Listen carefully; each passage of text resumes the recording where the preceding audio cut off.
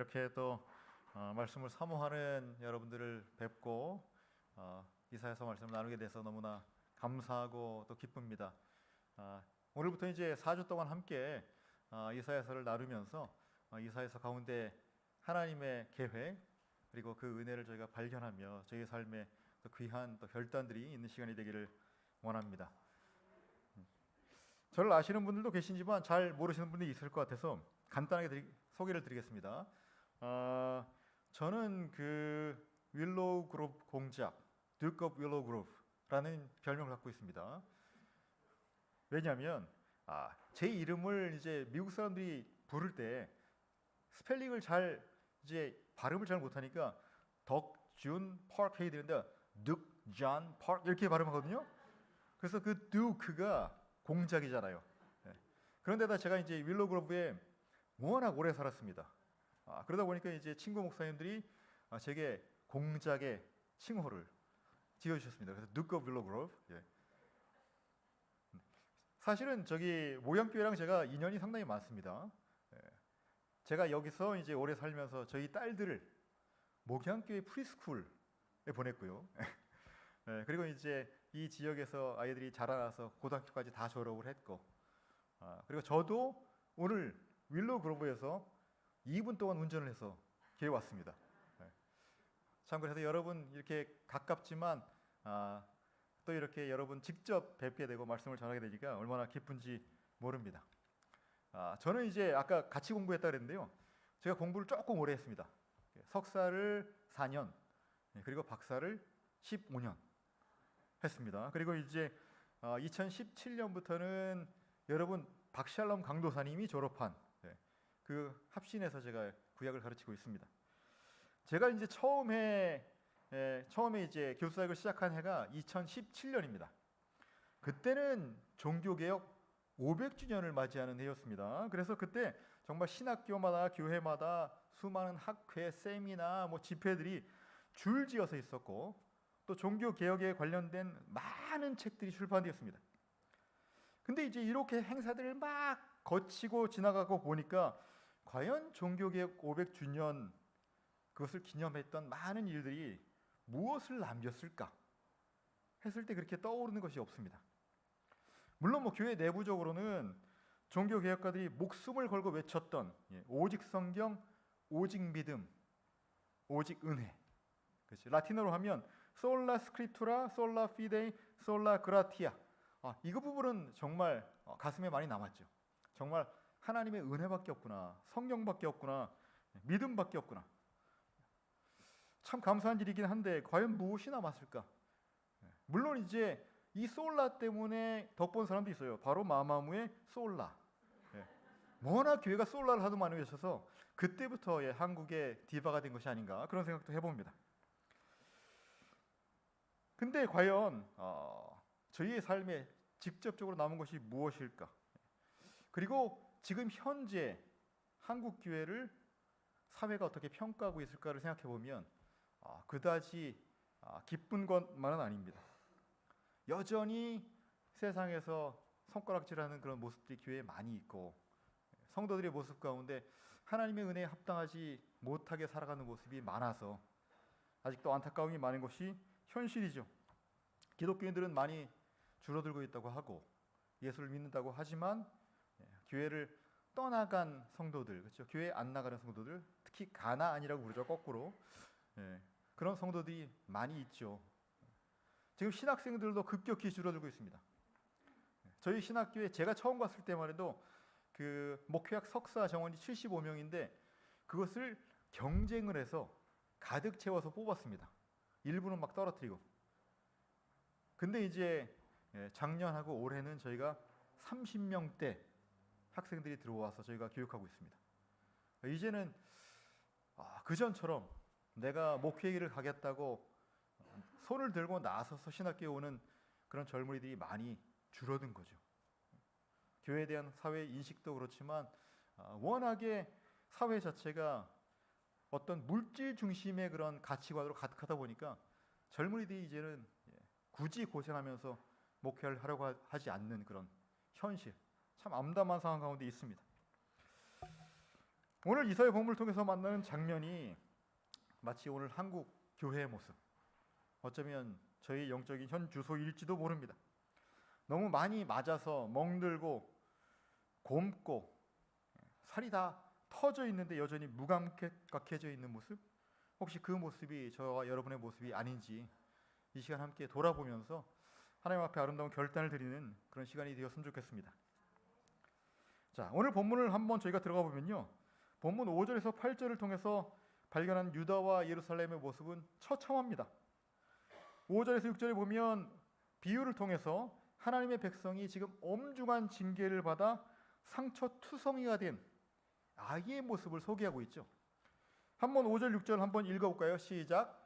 너희가 어찌하여 매를 더 맞으려고 패역을 거듭하느냐. 온 머리는 병들었고 온 마음은 피곤하였으며 발바닥에서 머리까지 성한 곳이 없이 상한 것과 터진 것과 새로 맞은 흔적뿐이거늘 그것을 짜며 싸매며 기름으로 부드럽게 함을 받지 못하였도다. 아멘. 여기서 보면 그저 종아리 몇 대 맞고 아프다고 울고 있는 아이의 모습이 아닙니다. 속된 말로 죽도록 얻어 터져서 지칠 대로 쓰러져 있고 머리끝부터 발끝까지 한 군데도 성한 곳이 없이 상체와 고름이 가득한 채 쓰러져 있는 아이의 모습같이 되어버렸다는 거죠. 7절 8절 보시면 좀 더 직설적입니다. 유대 왕국이 처한 지금 현재가 이렇다. 대대로 살았던 마을은 불타서 폐허가 되어버렸고 힘들게 일구었던 밭과 과수원은 이제 씨가 말라버린 황무지가 되었다. 아니, 더 충격적인 사실은 예루살렘 성전이 서 있는 그 시온, 하나님의 임재를 상징하던 웅장했던 곳이 마치 포도원이나 오이밭에 다 쓰러져가는 원두막처럼 초라하게 남았다. 마치 포위돼서 식량도 물도 다 떨어진 성처럼 이제 멸망 직전의 모습만 남았다는 것이죠. 이것이 바로 전쟁으로 인해서 쑥대밭이 되어 있는 그런 예루살렘의 모습입니다. 도대체 어떤 배경에서 이 말씀을 하고 있을까요? 사실은 되게 재미있는 게요, 이사야서 1장은 이사야서 전체의 서론입니다. 그런데 이것이 이사야 선지자 사역의 가장 첫 장면이 아닙니다. 이사야 선지자 사역의 첫 장면은 6장에 있죠. 그가 하나님께 소명을 받는 장면. 이 지금 본문은요, 실제로는 저희가 이사야서 36장에서 37장에서 만나는 장면, 그것과 병행한 부분이 이제 열왕기하 18장 19장이죠. 그 사건을 배경으로 하고 있습니다. 그러니까 지금 이사야 선지자가 그의 사역 동안 했던 예언들을 쭉 편집을 해서 책을 기록을 하는데, 가장 사역 초기의 장면을 가지고 시작하는 것이 아니라 서론을 이렇게 앞에 배치하면서 지금 유다가 처해 있는 처참한 모습을 지금 배경으로 책 전체를 시작하고 있다는 거예요. 지금 이 장면에서 사실은 이사야서 전체 메시지의 상당히 핵심적인 부분이 드러난다는 거죠. 무슨 일이 있었습니까? 당시에 아수르 제국은 지금 미국처럼 고대 근동 지방, 다시 말해서 중동 지역을 사실은 제패했던, 다스리던 그런 강력한 세력이었습니다. 그런데 유다가 처음에는 아수르에게 조공을 바치면서 친선 관계를 잘 유지하고 있다가 조금 보니까 애굽하고 힘을 합하면, 아니면 중간중간에 고개를 쳐들고 있는 바벨론의 잔당들하고 힘을 합하면 혹시나 아수르의 압제에서 벗어날 수 있지 않을까, 그렇게 생각을 한 거죠. 그런 상황에서 배신을 하니까 아수르 왕 사네립이 유다를 쳐들어온 겁니다. 유다를 쳐들어와서 유다의 거의 대부분의 강력한 그런 산성들을 다 무너뜨리고 정복하고 예루살렘만 이제 포위하고 무너뜨리기 직전에 있었던 거죠. 그때 이제 히스기야 왕도 기도하고 이사야도 기도하고, 결국 그 결과 하나님께서 하루아침에 18만 5천 대군을 죽여버리시고 기적적으로 예루살렘을 살리셨던 거예요. 지금 이 장면은 바로 그 직후의 모습이죠. 백성들이 하나님께 범죄해서 하나님께서 그들을 엄하게 징계하시고 하지만 은혜로 구원하셨던, 하지만 여전히 초라하고 비참한 모습으로 남아있는 그 예루살렘의 모습을 지금 제시하고 있다는 거죠. 도대체 무엇이 문제이기에 하나님께 이런 징계를 받았을까요? 왜 하나님께서 도대체 자기 백성이 이토록 처절한 고통을 당하도록 내버려 두셨습니까? 겉으로 보기엔 이게 국제 정세 때문에 그랬구나. 강대국 아수르의 패권 정책에 의해서 결국 이런 상황을 맞게 됐구나라고 생각할 수 있지만, 실제로는 은혜로 이스라엘 택하셔서 언약 백성으로 삼으셨던 그 하나님을 배반하고 그 언약의 여호와를 버린 유다 백성에 대한 하나님의 징계 심판이었다는 겁니다. 물론 아수르의 침략을 겪고 난 유다 백성들은 어마어마한 충격 가운데 있었을 거예요. 그도 그럴 것이 다윗 왕조가 설립된 이후로 한 번도 이렇게 엄청난 위기를 겪은 적이 없었기 때문입니다. 한번 생각해 보세요. 예루살렘에는 뭐가 있습니까? 성전이 있죠. 성전에는 누가 계십니까? 여호와가 계시죠. 그러니까 여호와 하나님께서 우리를 지키시는 한 절대 우리는 망할 수 없다고 생각했던 거예요.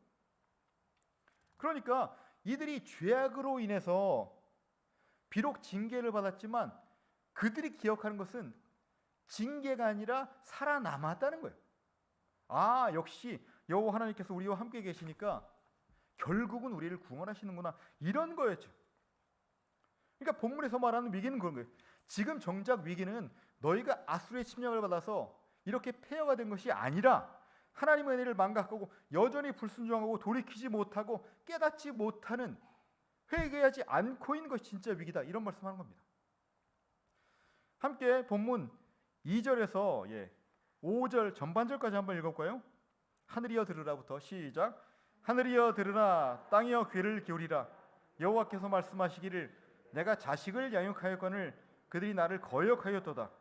소는 그 임자를 알고 나귀는 그 주인의 구유를 알건만은 이스라엘은 알지 못하고 나의 백성은 깨닫지 못하는도다 하셨도다. 슬프다 범죄한 나라요, 허물 진 백성이요, 행악의 종자요, 행위가 부패한 자식이로다. 그들이 여호와를 버리며 이스라엘의 거룩한 일을 만홀히 여겨 멀리하고 물러갔도다. 너희가 어찌하여 매를 더 맞으려고 패역을 거듭하느냐. 여기까지 읽겠습니다. 자, 여기서 하나님은 당신의 백성을 자식이라고 부르시죠. 우리가 화났을 때 이 자식 이거 아니고요. 아들입니다. 아들. 이스라엘은 하나님의 사랑하는 아들이라는 거죠. 마치 아버지가 아들을 양육하듯이 하나님이 이스라엘을 구원하셨고 보호하셨고 그들에게 복을 내셨어요. 그들을 돌보셨습니다. 근데 그들이 하나님을 배신하고 저버렸다는 거예요. 하나님을 떠났다는 거예요. 그들이 아버지를 알아보지 못하고 그 앞에서 온갖 패역을 저질렀다는 거죠. 그 모습이 얼마나 어처구니 없냐면 3절에서 얘기했던 거예요. 소는 그 임자를 알고 나귀는 주인의 구유를 알건만은 이스라엘은 알지 못하고 나의 백성은 깨닫지 못한다. 여기서 소와 나귀가 미련하다고 언급되는 것이 아닙니다. 그렇게 얘기하면 듣는 소와 나귀가 기분 나쁩니다. 그 말이 아니고요. 소와 나귀는 집에서 기르는 가축도 주인을 알아보고 주인을 위해 애쓰는 가축인데, 정작 자식된 아들된 당신의 백성들은 여호와 하나님을 알지 못하고 그 하나님이 무엇을 원하시는지 깨닫지 못하고 방자하게 행하고 있다는 거예요. 하나님께서 가나안 땅을 향해 가고 있던 이스라엘 백성들, 하나님의 장자에게 축복하셨던 약속이 있습니다. 출애굽기 19장 5절 6절을 보면 이렇게 말씀하시죠. 너희가 내 말을 듣고 내 언약을 지키면 너희는 열국 중에서 내 소유가 되겠고 너희가 내게 대하여 제사장 나라가 되며 거룩한 백성이 되리라. 이렇게 말씀하세요. 하나님의 소유, 제사장 나라, 거룩한 백성.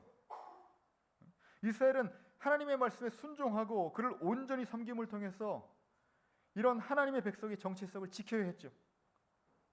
하지만 정작 하나님께서 은혜를 베푸셔서 그들로 축복을 누리게 하셨을 때 그들은 정반대로 4절의 말씀처럼 범죄한 나라, 허물 진 백성, 행악의 종자, 행위가 부패한 자식으로 전락해버렸다는 거예요. 더 나아가서 5절 앞절의 말씀처럼 죄악된 백성들에게 징계를 내리셨음에도 불구하고 이를 깨닫지 못하고 여전히 패역을 거듭하고 있었다는 거죠. 이게 참 하나님의 백성의 아이러니입니다. 우리가 그렇잖아요. 하나님의 복을 누릴 때는 하나님을 잊어버려요. 이상해요. 문제가 많고 삶이 괴로우면 하나님을 찾지만 문제가 해결되면 그새 하나님을 다시 잊는다는 거예요. 이 목사님들 사이에 우스갯소리가 있습니다. 만약에 생전 새벽 기도를 나오지 않던 성도님이 새벽 기도에 나오면 기뻐하지 않으시고 걱정한다는 거예요. 무슨 어려움이 닥쳤을까? 원래는 기뻐해야 되잖아요. 아우, 저분이 신앙이 성장했구나. 근데 그게 아니라는 거죠. 그런데 열심히 이렇게 새벽 기도를 계속 나오시다가 어느 날 안 나오시면 기뻐하신다는 거예요. 문제가 해결됐구나. 뭐가 진짜 문제입니까? 삶에 닥치는 어려움이 문제입니까? 아니면 이런 방식으로 하나님을 섬기는 것이 문제입니까? 제가 여러분께 드리는 말씀은 저와 여러분은 자칫 잘못하면 하나님을 우상 숭배의 대상으로 삼고 있을지 모른다는 거예요. 우리의 필요를 채우는 대상, 우리의 어려울 때 돕는 대상으로만 생각하고 우리가 섬기고 헌신하고 우리의 삶을 온전히 드릴 대상으로 여기지 못할 수 있다는 거죠. 우리가 삶의 매 순간 사랑하고 영광을 돌려야 될 뿐이 아니라 우리의 필요를 채우는 분으로 생각하면 그 하나님이 우상이 아니고 무엇입니까? 제가 재작년에 한국에서 가장 대표적인 모 신학계에서 사역하는 선배 교수님께 참 거시기한 얘기를 들었습니다. 제가 구체적으로 막 말씀 못 드리는 걸 죄송하게 생각하지만 너무 거시기해서 그래요. 교수님께서 하시는 말씀이 뭐냐면 그 전학기에 한 학생에게 낙제점을 줬다는 거예요. 왜 낙제점을 주셨느냐? 기말 과제물을 내주셨는데 그 학생이 백과사전 2개를 그대로 베껴서 냈다는 거예요. 앞부분엔 백과사전 A를 그대로 베껴서 중간 부분엔 백과사전 B를 그대로 베껴서 냈대요. 그런데 뒷부분은 어떻게 했을까요? 양이 모자르네. 다시 백과사전 A로 돌아가서 앞의 내용을 그대로 베껴서 냈다는 겁니다. 그렇게 생각한 거죠. 야, 학생들이 수백 명인데 설마 교수님이 이걸 다 읽어보겠어? 그렇게 됐다는 거예요. 그러니까 당연히 낙제점을 주죠. 읽어보시고 야, 도대체 목사가 되겠다는 학생이 어떻게 과제물을 이렇게 낼 수가 있을까? 문제는 뭐냐면 그 성적을 확인하고 학생이 교수님께 직접 전화한 겁니다. 그때 제가 옆에서 듣고 있었어요. 정말 무슨 내용이냐면 아니 어떻게 교수님 아무리 제가 과제물을 그렇게 냈다고 해도 이런 식으로 제게 낙제점을 주셔서 목회자의 앞날을 막을 수가 있습니까? 그렇게 얘기를 하더래요. 그래서 막 꾸짖고 끊었더니 그 다음 주에 교단의 실세 목사님께 전화가 왔다는 거예요. 실수할 수 있으니까 과제물을 다시 내게 해서 좀 구제해줘라. 정치적인 압력을 행사했다는 거예요. 얼마나 황당합니까? 낙제점 받은 것이 문제입니까? 아니면 어떻게 해서든지 학점만 받고 신학교를 졸업해서 목회자가 되겠다는 생각을 하는 것이 문제입니까? 물론 부정행위를 한 것도 잘못인데 거기서 자기의 잘못을 인정하고 회개해야 되잖아요. 근데 그렇게 하지 않고 오히려 정치적으로 이 일을 해결했다고 생각했다는 것 자체가 얼마나 충격적입니까? 근데 저와 여러분의 모습은 어떠냐는 거예요. 물론 그래요. 우리의 연약함으로 종종 죄를 저지르는 못난 모습을 가지고 살아가고 있을 때가 많다는 거예요. 문제는 하나님께서 저와 여러분의 삶에 때로 어려움을 통해서 경고하실 때가 있는데 그때 어떻게 반응하고 있냐는 거죠.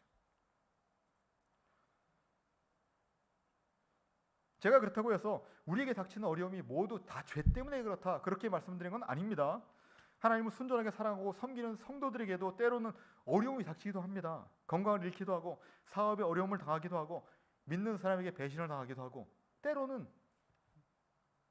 새벽기도 나오시다가 교통사고가 나서 돌아가신 분도 있어요. 그럴 수도 있습니다. 하지만 성경 곳곳에서 우리를 회개로 돌이키게 하시려는 징계를 말씀하세요. 그렇죠? 특히 히브리서 12장 7절 8절은 이렇게 말씀하죠. 함께 읽어볼까요? 저희가 참음은 징계를 받기 위함이라 하나님이 아들과 같이 너희를 대우하시나니 어찌 아버지가 징계하지 않는 아들이 있으리요. 징계는 다 받는 것이거늘 너희에게 없으면 사생자요 친아들이 아니니라. 그렇습니다. 하나님 때로 우리를 사랑하시기 때문에 하나님의 자녀된 우리가 죄악 중에 있을 때 깨닫고 돌아오라고 경고를 주실 때가 있어요. 하나님의 은혜를 망각하고 내가 잘나서 한 줄 착각하고 있을 때 우리가 그토록 사랑하는 것들, 놓지 못하는 것들을 잠시 압수하실 때도 있습니다. 혹시 여러분 중에 그 경고의 음성을 듣고 계시는 분이 혹시 있으신지 모르겠습니다. 만약 그렇다면 지금 이 시간이 여러분의 회개의 자리가 되기를 원합니다. 그래서 하나님과의 올바른 관계를 회복하시고 하나님 앞에 온전히 서는 저와 여러분 되시기를 소원합니다. 오늘 마지막으로 우리에게 닥친 어려움 중에서 본문을 통해 기억해야 될 사실이 있다면 그 어려움을 통해 다시 한번 기억하게 하시는 하나님의 여전한 은혜입니다. 우리의 못난 모습, 배은망덕한 모습을 하나님께서 공정하게 판단하신다면 멸망과 죽음에 처할 수밖에 없어요. 그거는 우리가 예수를 믿기 전만이 아니라 예수를 믿고 살아가고 있는 오늘도 마찬가지죠. 그럼에도 불구하고 하나님께서는 여전히 은혜로 저와 여러분을 대하신다는 거예요. 오늘 본문에서 만나는 아버지의 모습이 그거죠. 신명기 21장 18절 21절을 보시면 부모의 말을 끝까지 거역하는 패역한 자식을 어떻게 처리할지를 자세히 소개합니다. 한번 제가 읽어볼게요. 사람에게 완악하고 패역한 아들이 있어 그 아비의 말이나 그 어미의 말을 순종치 아니하고 부모가 징책하여도 듣지 아니하거든 부모가 그를 잡아가지고 성문에 이르러 그 성읍 장로들에게 나아가서 그 성읍 장로들에게 말하기를 우리의 이 자식은 완악하고 패역하여 우리 말을 순종치 아니하고 방탕하며 술에 잠긴 자라 하거든 그 성읍의 모든 사람들이 그를 돌로 쳐 죽일지니 이같이 내가 너희 중에 악을 제하라 그리하면 온 이스라엘이 듣고 두려워하리라. 무슨 말씀입니까? 끝까지 패역하게 하는 자식을 어떻게 해야 된다고요? 돌로 쳐 죽여야 된다. 오늘 본문에 소개된 유다 백성들의 모습은 분명코 하나님의 경고를 듣지 못하고 여전히 패역하게 행하는 자식들입니다. 그러면 돌로 쳐 죽여서 영원히 형벌에 처하고 그들을 포기하는 것이 마땅하죠. 그런데 하나님은 매를 들어서 엄히 징계하시긴 하셨지만 여전히 돌아오기를 바라셨다는 거예요. 8절 9절에 소개하는 모습이 그렇죠. 유다 백성이 얼마나 구제불능이었으면 그렇죠? 그들을 소돔과 고모라의 처지에 비유하실까요? 10절이 넘어가면 소돔의 관원들 고모라의 백성들이라고 부르실까요? 그 말은 그들이 더 이상 은혜를 받을 자격이 없는 영원히 멸망받았어야 될 소돔과 고모라의 운명을 맞았어야 될 백성이었다는 거예요. 그런데 하나님께서는 예루살렘을 소돔과 고모라 같이 영원히 파괴하시지 않았습니다. 8절 보니까 하나님께서는 여전한 사랑으로 그들을 딸 시온이라고 다정히 불러주시죠. 비록 그들을 징계하시긴 하셨지만 황무한 밭에 초래하게 남아 서 있는 원두막처럼 남겨두셨고 비록 소수이지만 진실한 하나님의 백성을 남겨두셨다고 기록하고 있어요. 비록 이스라엘 백성들이 하나님께서 아무리 설득해도 말을 듣지 않는 패역한 자식이었지만 그들에게 여전히 기회를 주셨고 여전히 은혜를 베푸셨다는 거예요. 여러분 은혜 받을 자격이 없는데 은혜 받은 경험이 있으십니까? 저는 정말 많아요. 그 은혜의 첫 기억이 이런 사건이 있었어요. 제가 초등학교 1학년 때쯤 겨울방학 때 할아버지 댁에 시골의 할아버지 댁에 가서 이제 방학을 보냈습니다. 근데 동네에서 이제 친구들하고 신나게 뛰어노는데 얼마나 추워요. 덜덜 떨다가 이제 할아버지 댁에 들어와서 부뚜막에 가서 이제 손을 녹이고 있었습니다. 근데 이제 불이 약간 약해요. 근데 부뚜막 그 위에 나무들을 막 쌓아놨잖아요, 장작을. 근데 불현듯 들 생각이, 저기다 불을 붙이면 따뜻해질까? 어떻게 했을까요? 불을 붙였어요. 갑자기 타닥타닥타닥 하고 불을 붙는데 순간 큰일 났다. 그래가지고 막 할아버지 할머니 막 불렀어요. 그랬더니 갑자기 안방에서 막 뛰어나오시는 거죠. 그래서 무슨 일이야? 그랬더니 할아버지 불 났어요. 그랬더니 막 급하게 물을 길어 오셔가지고 간신히 껐습니다. 안 그랬으면 할아버지 댁에 불 나서 불이 집이 다 전소될 뻔했죠. 와, 불이 다 꺼지고 나서 갑자기 걱정이 막 몰려온 거죠. 큰일 났다. 할아버지가 물어보면 뭐라고 대답하지? 근데 아니나 다를까 물어보세요. 덕준아, 왜 여기에 불이 붙었니? 순간적으로 막 망설이다가 거짓말을 하려고 해도 할 수가 없는 거예요. 그래서 사실은 제가 이러저러해서 불을 붙였어요, 할아버지. 그러니까 저를 어처구니 없다는 표정으로 이렇게 바라보세요. 네. 그래, 다행히 집에 불이 붙어서 다 타지 않았으니까 참 다행이다. 걱정하지 말아라. 그러시다고요. 은혜 받은 거죠. 우리가 누가복음 15장을 보면 그렇잖아요. 흔히는 우리가 탕자의 비유라고 부르지만 뉴욕에서 리디머 교회를 담임하시다 소천하신 팀 켈러 목사님은 그걸 탕부의 비유라고 부릅니다. 탕부의 비유. 이 참 말도 안 되는 아들이잖아요. 버젓이 아버지가 살아계신데 유산을 요구하고 그 돈을 갖고 나가서 허랑방탕하게 살다가 다 써버리지요. 그리고 이제는 굶어 죽게 된 아주 비참한 처지에 놓이니까 그제서야 아버지께 돌아와요. 근데 아버지는 어떻게 하고 계세요? 그 아들을 날마다 기다리시면서 동네 어귀에 가서 기다리고 계시다가 그 아들이 멀리서 돌아오는 모습을 보고 뛰어가서 그 아들을 안고 그리고 입을 맞추죠. 그뿐 아니에요. 종들을 시켜서 제일 좋은 옷을 입히고 손에 가락지를 끼우고 살찐 송아지를 잡아서 잔치를 벌이죠.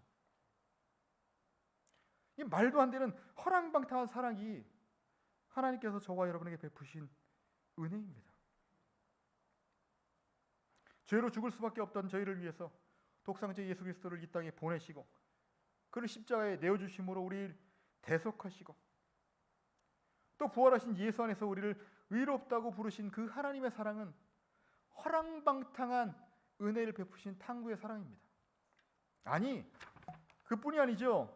그렇게 말도 안 되는 은혜를 통해서 구원을 받았음에도 여전히 계속 넘어지는 저와 여러분을 포기하지 않으시고 돌이켜 회개하기를 기다리시는 분이 우리의 방탕한 아버지 하나님이십니다.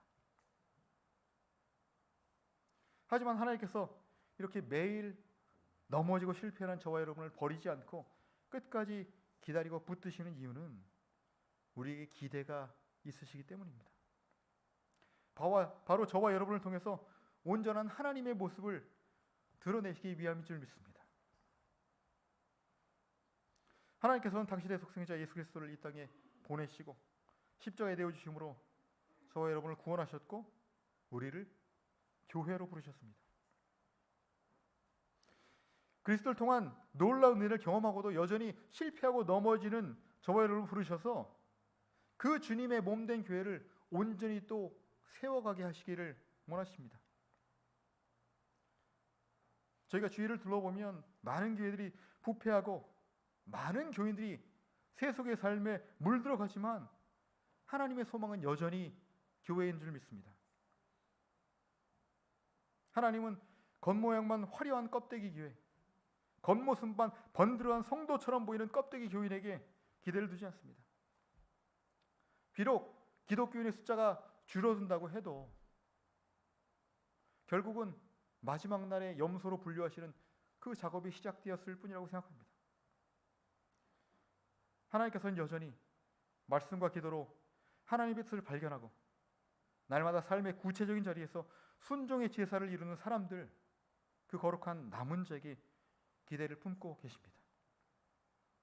여러분은 그 하나님께서 기뻐하시는 거룩한 남은 자가 되기를 원하십니까?